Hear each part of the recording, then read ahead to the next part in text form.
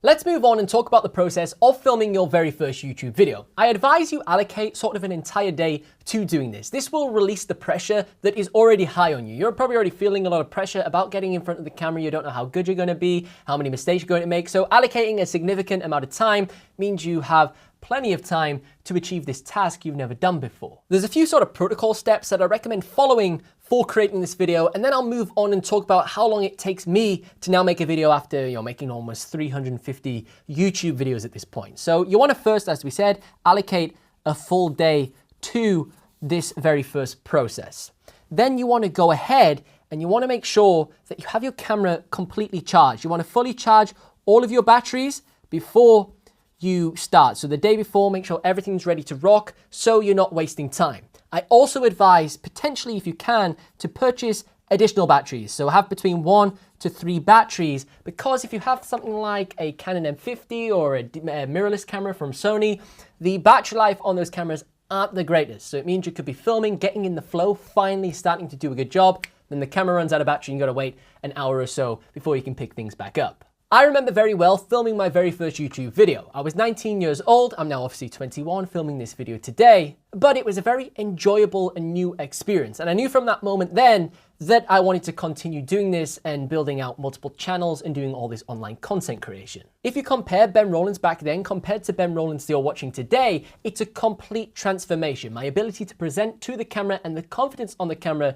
is much greater. And it is important that this is a skill that you develop through time. Even though my very first YouTube video is nowhere near the quality of what I can produce right now, it has still been quite successful on my channel, and it has amassed around 20 to 25,000 views, and every single day it continues to bring in new viewers and subscribers to the channel because it's relevant evergreen content. You then want to go ahead and check your audio levels on your camera. This is the biggest mistake that you could make, and trust me, I still make it sometimes today. You want to check your audio levels before you go ahead and spend an hour or whatever filming your video, because the worst thing you could do is have white noise, hissing, or over distorted audio when you're talking into the camera. Even though video and visual is important, filming in HD, 4K, all these buzzwords, if your audio is awful, no one's going to watch the video. You could film in standard definition, but have the best audio and people would rather watch that. There's studies online that prove audio is the most important part of video. So you want to make sure you set your levels on your camera,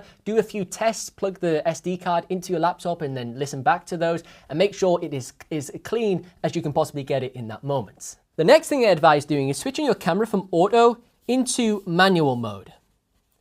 Now this may seem like a huge daunting step, but it's very important and I think the benefits are definitely worth it. Using audio on your camera is perfectly fine if you are a vlogger and you're going between different rooms, in and out, different environments. Audio is going to make your life dead easy because it's just going to change the brightness, ISO, shutter speed automatically. But if you're filming in a stationary environment like this, a talking head video, manual is the way to go because you have complete control over the ISO, shutter speed, and a variety of other things. I already have a complete class here on Skillshare that breaks down the basic camera settings that you need to know in order to create YouTube videos. And I highly recommend checking out that class next so you can get confident with your camera settings, frame rates, and all those different types of things. The next thing to understand is that editing is going to be your best friend when you are filming.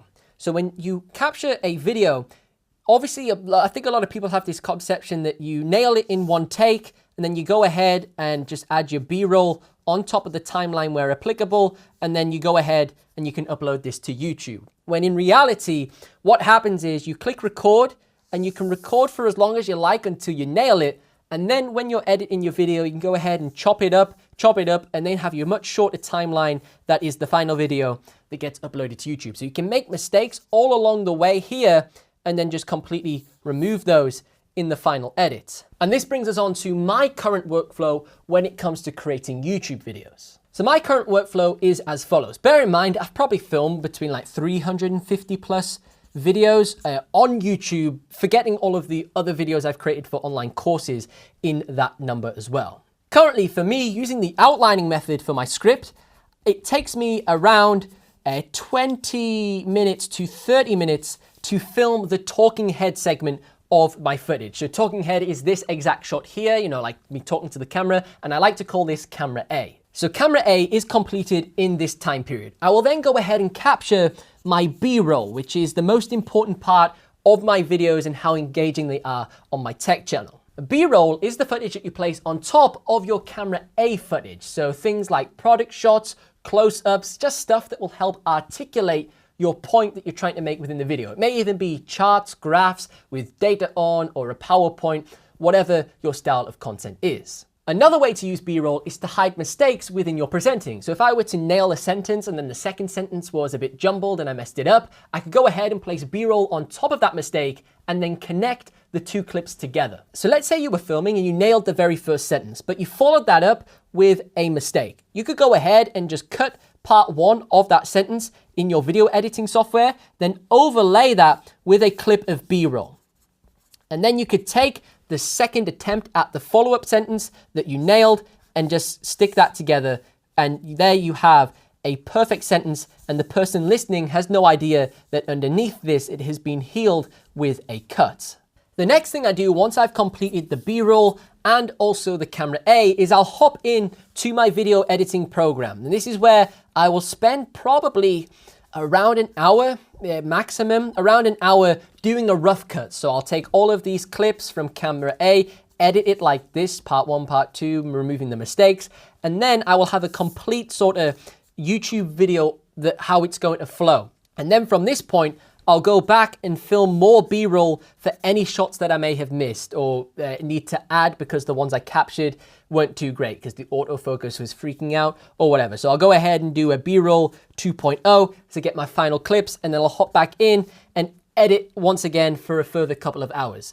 Now, if I'm honest about how long it probably takes me to edit a YouTube video, I'm looking at anything between 4 to 6 hours, depending on length, complexity, because although it doesn't take me too long to get the edit down, it's adding all of the product shots, color grading all of those shots, and then also adding sound effects, background music, and little animations here and there to just increase the overall production quality. But all of those factors are sort of more advanced techniques that aren't essential to the bare bones of creating a YouTube video. And you could probably expect that it's going to take you ages, obviously, to create your first video and edit it because you've never done it and you don't have any form of a workflow for doing that. So don't be shocked that it maybe takes you a whole day to create your very first video.